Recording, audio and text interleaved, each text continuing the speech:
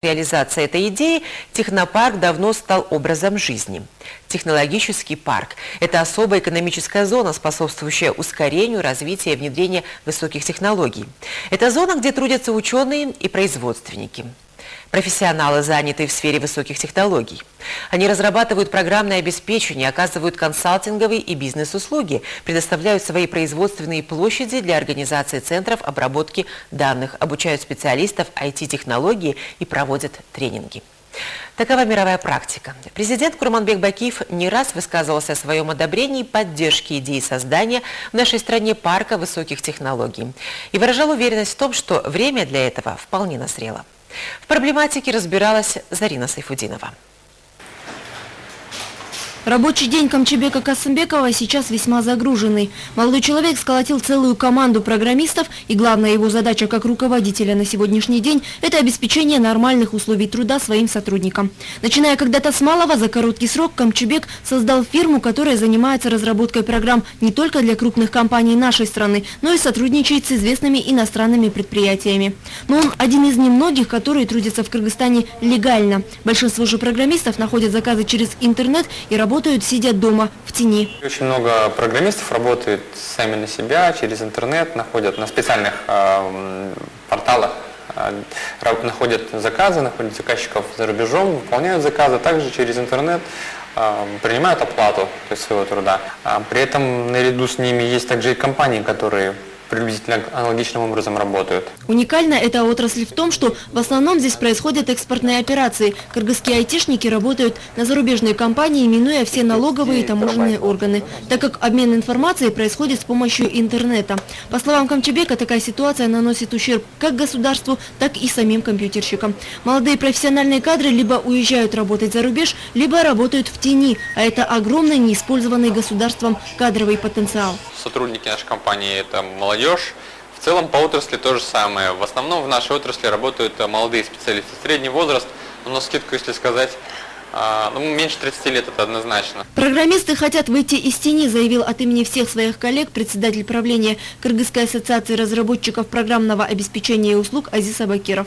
По его словам, чтобы молодежь не уезжала за рубеж, в стране предлагается создать парк высоких технологий, который позволит к 2030 году получить 50 тысяч профессиональных программистов, ежегодный доход которых составит 4 миллиарда долларов. Программисту или компании, которые разрабатывают, в принципе, много не надо. Помещение, компьютер, интернет, все. Его не видит ни налоговая, ни таможня, ни какие-то другие фискальные органы. Мы же говорим, мы хотим, IT-бизнес хочет выйти из тени. В настоящее время вузы республики в среднем выпускают около 2000 программистов в год. Однако из-за низкого уровня подготовленности трудоустраиваются по специальности лишь 20-30 человек. Если будет создан парк высоких технологий, ситуацию нужно изменить. И для этого уже проводится определенная работа. Предлагается изменить учебные стандарты, а также создать лабораторию IT-технологий, где студенты получат возможность работать над реальными коммерческими проектами, при этом учиться и зарабатывать. Будет кластерное развитие. Кадры подтянутся. Кластерное развитие, оно подразумевает школа, университет, бизнес. Да? Школа, университет, парк высоких технологий.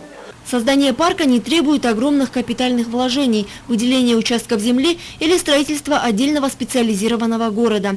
Парк предполагает в первую очередь создание преференций и частичного освобождения от налогового бремени. В частности, компании, работающие на ниве высоких технологий, должны быть освобождены от уплаты 19% налога, а также платить подоходный налог, высчитанный не из реального заработка программиста, а из средней зарплаты кыргызстанца. То есть сейчас государство на самом деле получает вообще 0 отчислений, потому что программистов их не видно. Если же заработает технопарк, то программисты готовы выйти в свет. И тогда государство получит в среднем до 200, мы сейчас говорим к 2030 году, отчислений в размере до 300 миллионов долларов в год. То есть это очень большие цифры.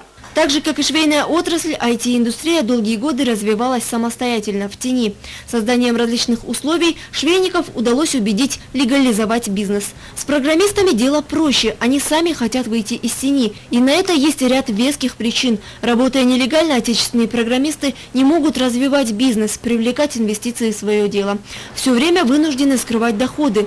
А ведь мы тоже, как нормальные люди, хотим получать зарплату в банке, оформлять кредиты, говорят айтишники. Открыт открытый бизнес, IT-бизнес, это в первую очередь действительно привлечение внешних инвестиций, потому что при объявлении каких-то международных тендеров и заказов они требуют, чтобы показывали прошлое портфолио, то есть какие заказы были сделаны и на какие суммы.